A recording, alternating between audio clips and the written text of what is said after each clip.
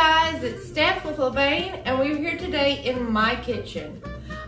Today I'm going to be doing a very simple vanilla cake for my oldest daughter that is getting married this Saturday. It's a very small, very informal wedding, but she still wanted that look of a wedding cake. So I'm going to be making that for her today. I'm making it and adapting it from this cookbook right here by Magnolia Bakery, the complete cookbook. I will adapt it a little bit with my own little touches. So if you want to know how I made this cake right here, stay tuned and I will show you. If you're new here, please press that subscribe button. Tap my bell so that you can be notified of any future uploads that I upload. If you are a regular here, thank you so much as always, and I really appreciate it. I can't tell you enough. Share my video, like my video, comment on my video, guys. That really means a lot to me and it helps me out just a ton. So if you want to know how I made that cake, stay tuned and I'm going to show you. Thank y'all. God bless.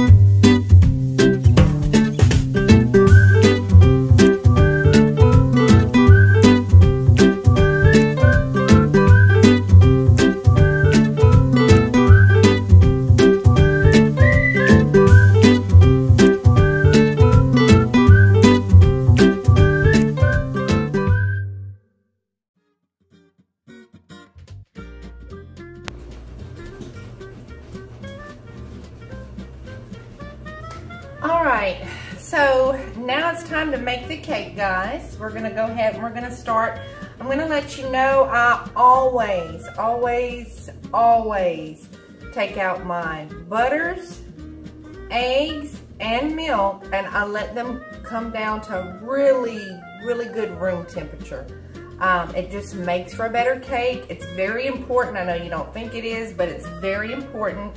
And I always use unsalted sticks of butter. I don't use regular butter, no. So then I've got right here what's called baker's grease. And it's basically just flour, vegetable oil, and some lard. And it's almost equal parts of each, just a little differently.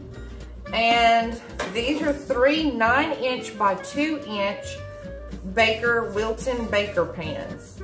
So what I do is I don't never flour and grease and all that stuff. This right here is the best way to do it. My cakes never stick, and I just use a pastry brush and I basically just go around and just brush this one on everything, and it just plops right on out. I mean, it's basically the best thing you can use when you're doing cakes. That's just my opinion. Your bakers use it all the time instead of having to go through the routines.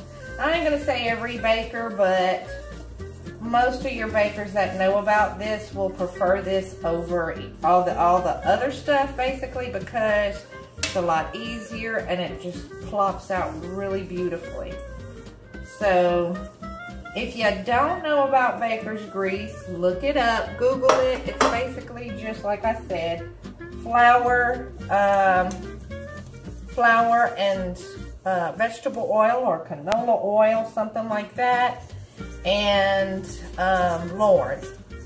And it's just, I've always used it. I love it. I don't use that wax paper. I don't, you know. Even if you decide to make a cake that's in the box, do this right here. It still lets it come out. Now homemade cakes are slightly different from store-bought, and I'm sure if y'all have ever made a homemade cake, you know what I'm talking about. compared to a store-bought cake. Your store-bought cakes are way more, they're not as dense, and they're more fluffier and airier. And I just spilled, and that's okay. But the only thing about them is they're so soft, you can't really use them when you want to decorate the cake because they're too soft. They just basically fall apart. So it makes it very hard to decorate. And when you're doing a, basically when you are doing a decorated cake like I'm fixing to do, like bakers do, you've got to do all kinds of things that are like crumb coated, piping, things like that, and it's just not gonna work. So that's why we resort to homemade cakes. And then you have some bakers that adapt a box recipe, adding a few things to make it a little bit more dense. But I like the homemade cakes, handmade cakes, because, you know, and I'm not saying I've never used a box mix. If I'm in a hurry, I will. But the reason also is because your store-bought cakes have a lot of, you know, your box mix ones have a lot of chemicals in them that are really not good for you. So, okay, now we've got these three ready to go. And what we're gonna do, let me grab something really quickly. Now I've got my oven preheating. It's on 350, and I always preheat my oven before I start this. So, let me make sure there's no dust. Okay.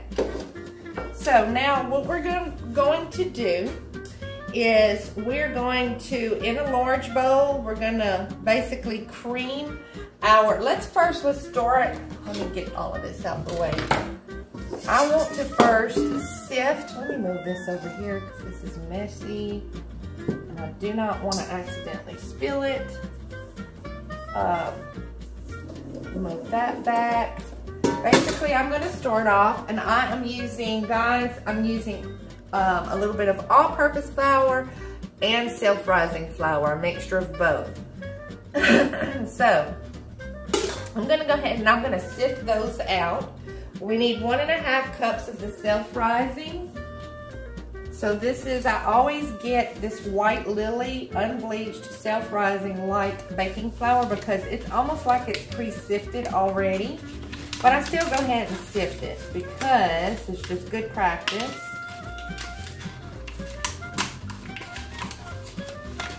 I'm horrible at opening these things the correct way. I've never been good at it, and I never will be. Don't claim to be. So I'm gonna get me my cup.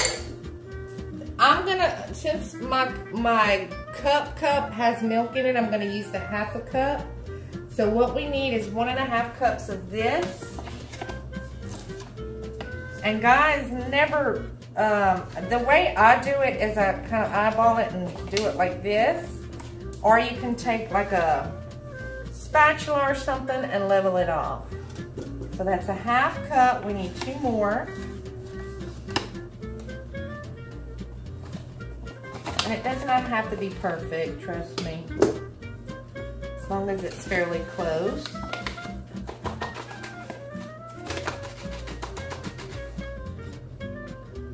So there's 1.5 cups. And I'm gonna put this aside. And I'm gonna try to fit all of it in one go. That way I don't have to, it'll kind of mix together as I sift it. This is the all-purpose, and I just get the gold medal because it's premium quality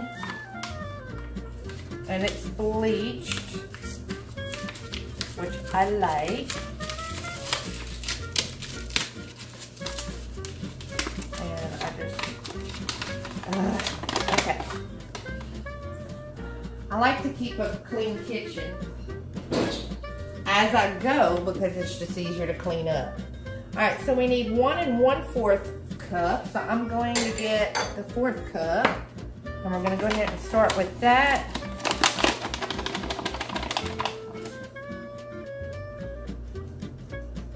Okay, and then 2 of these.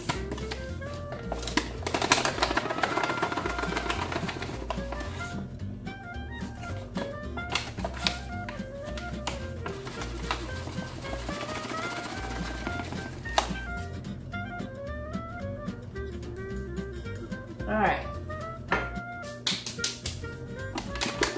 gonna put that aside.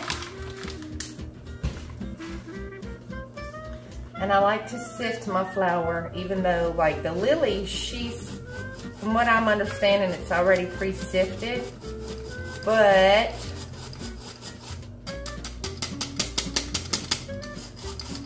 I like to still sift it again, just to make sure.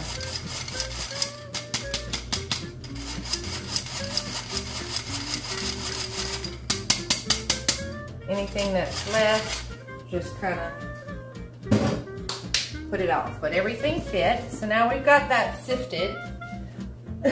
Now what we're gonna do is I'm basically going to do my butter, and it's called creaming your butter.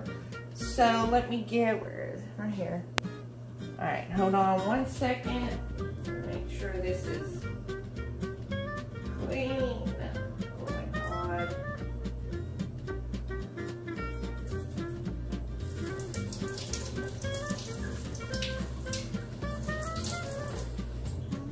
I like to make sure all my stuff is clean because you do not want anything bad going in with this batter. All right.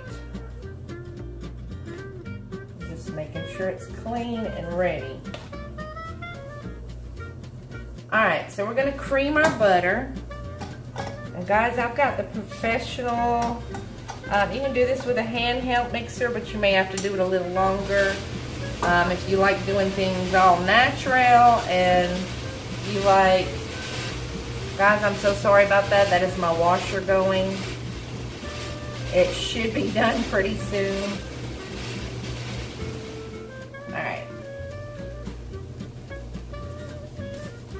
We got 1.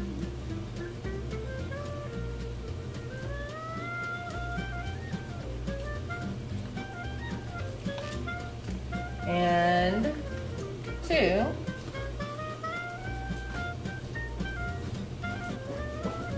All right, so creaming your butter is very, very important. Very important. I know girls out there that they do not take their time to do these steps, and their cakes are not as good, and this is why. Take your time to cream. Now I'm gonna speed this part up, but it's 3 to 5 minutes and maybe 7 minutes if you're doing a handheld. But you wanna cream this till it's very light and fluffy. So we're gonna go ahead and do that. I'm gonna put it on about medium speed. And time it for 3 to 5 minutes.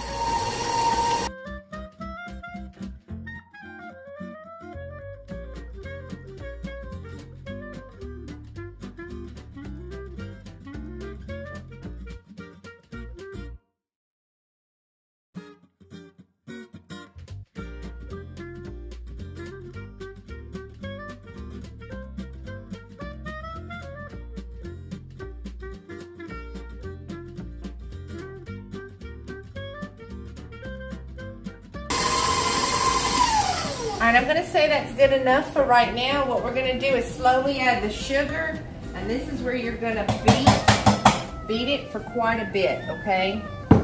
So I'm gonna just turn it on very slowly. We're gonna add 2 cups of sugar.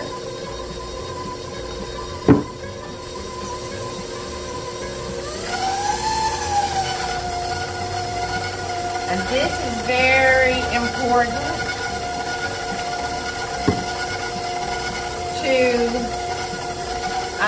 cream this really, really well.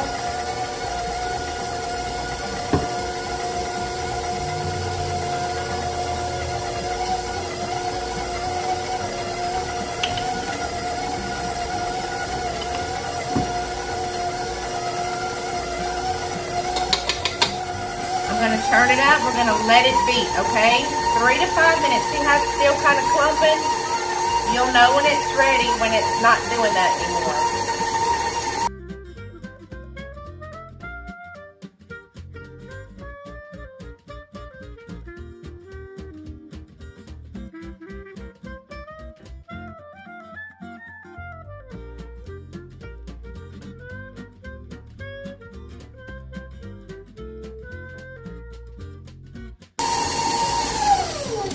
Okay guys, I'm gonna go ahead and stop it. It could go a minute or two longer, but I'm gonna go ahead and stop it.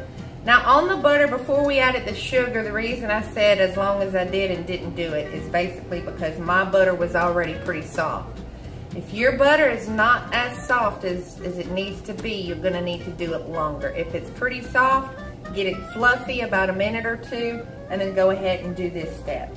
We're gonna go ahead and we're gonna start on the eggs. I got 4 large eggs. And it's very important to add 1 at a time. And you're gonna do it about 30 good seconds, a half a minute on each add, okay? So let's go ahead and start it up. You're gonna start it off slowly. You'll also know when your butter is creamed, your butter and sugar's cream, because it will turn almost white. Okay, we're gonna go ahead and turn it up. Mix that for about a good 30 seconds.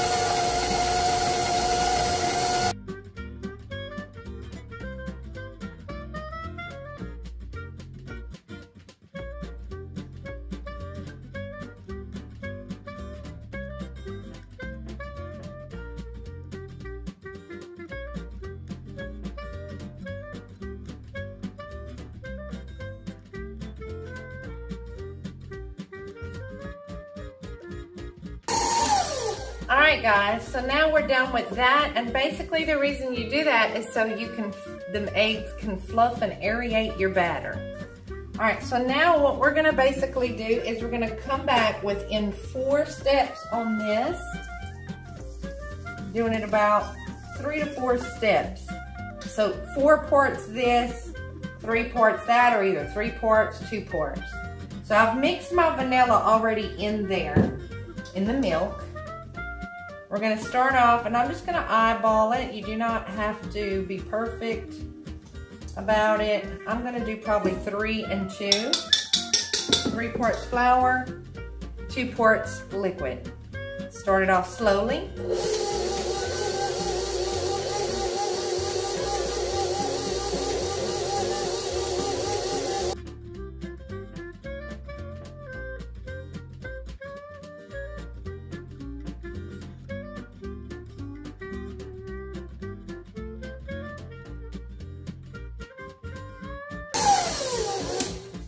Okay, now I'm gonna add this again. Guys, I used what's called organic bourbon Madagascar vanilla pure extract. It's very good, it smells amazing, has a little bit of a kick to it.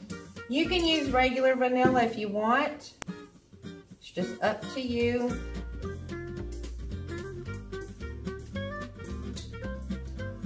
Okay.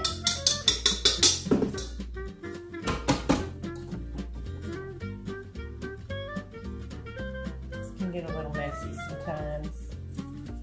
All right, slowly and then speed up.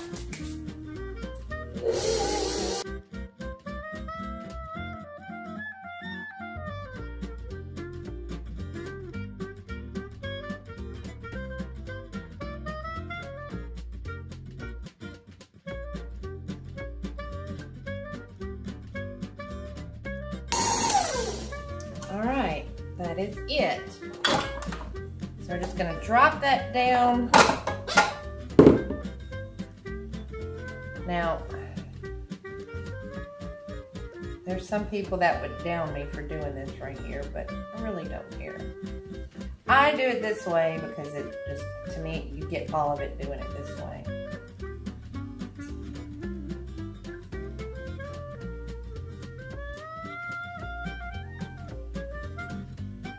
All right.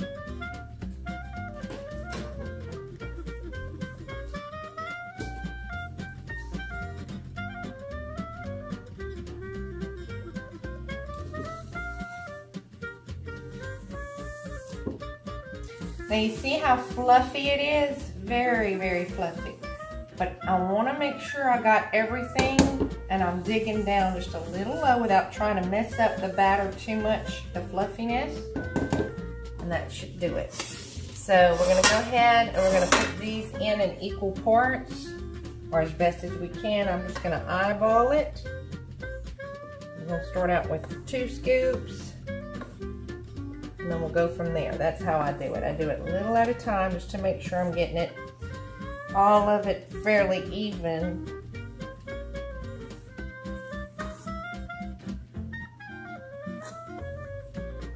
Now, because it's fluffy, you'll notice it don't look like much in the pan, but when you bake it, it will come out full.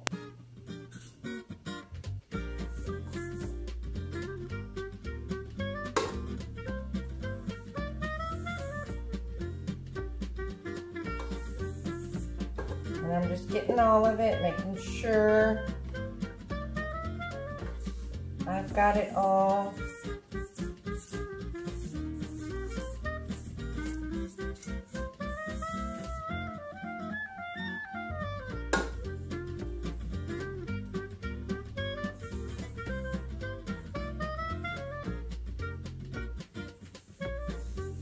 I'm gonna go around one more time and scrape.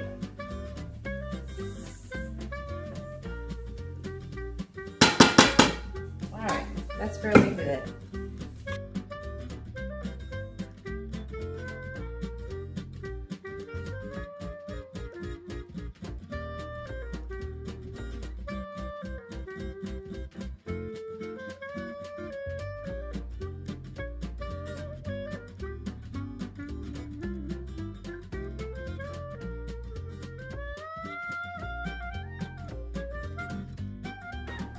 Alright, so now we're going to bake it, guys. It is ready to be baked.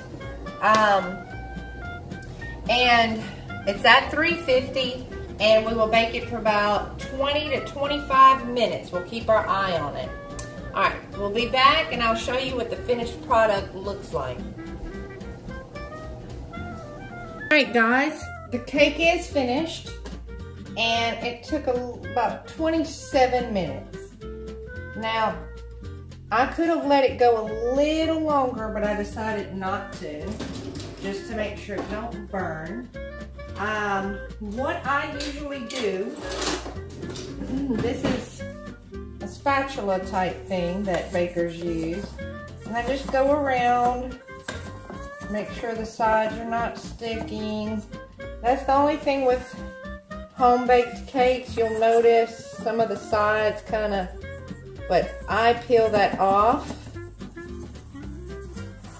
And you do not have to do this. I do it just to make sure, and I do it really carefully to make sure I'm not cutting any of the cake. All right. So what I've got is 3 9-inch circle round boards. I've got some simple sugar syrup that I put a little bourbon in. And I let it age, so I don't know if you know what that means. But what we're gonna do, this is still kind of hot. Usually it's really nice to let them kind of cool, but let's go ahead and do this.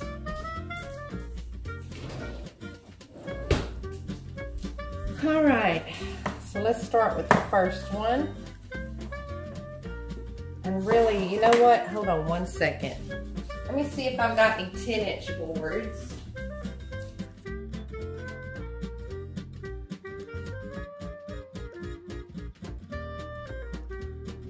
Alright, so, and I want to make sure the reason a 10-inch is to make sure, there you go. See how very easy that came out?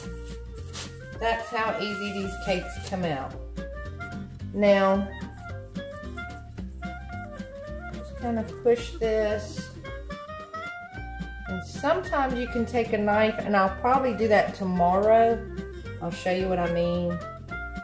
The sugar syrup doesn't just soak in and gives the cake flavor, but it also helps seal in some of the crumbs. So your crumb is not getting in the frosting, if that makes sense. See that? See those crumbs? So I'm just kind of crumb coating it with some sugar syrup. And it gives flavor. I hope I have enough.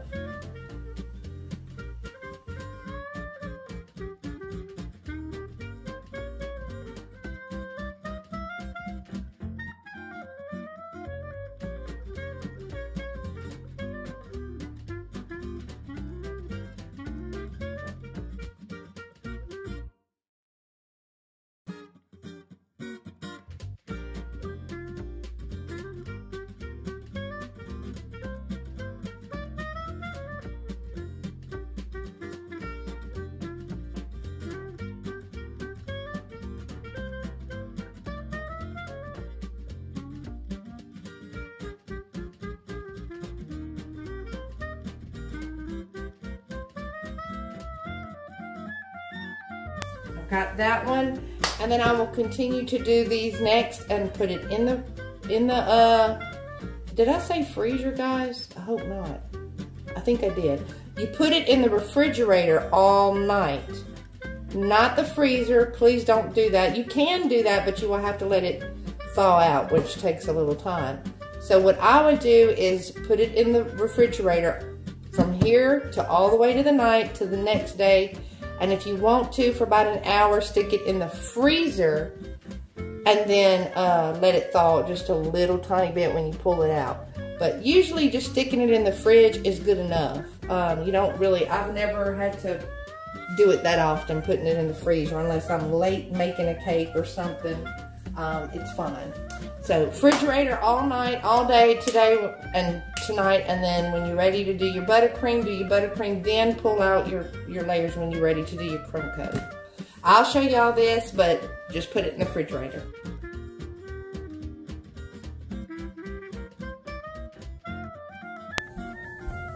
Hey guys, so we're back again for the buttercream frosting to where we can do the crumb coat. We're gonna do the crumb coat first, and then we're gonna let that set and shape it up really good, kinda, and then come back and we'll coat the cake and then pipe everything. So what I need, the recipe for each, and I do more than one batch, but it requires 2 unsalted sticks of butter, which is a cup.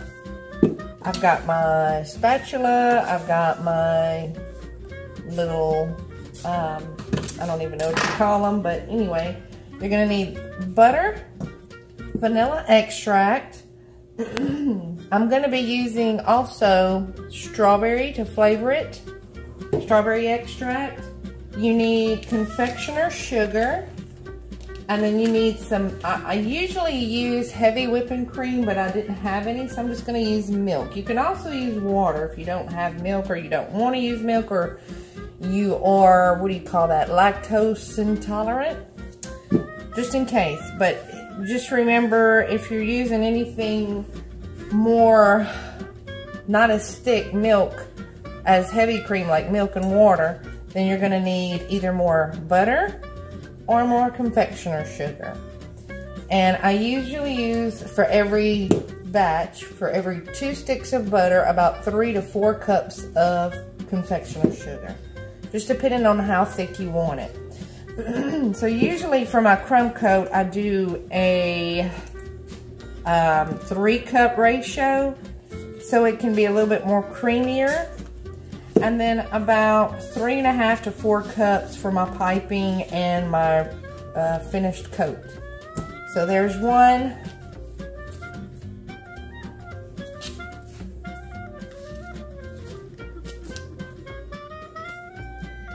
And guys, you want your butter to be at room temp.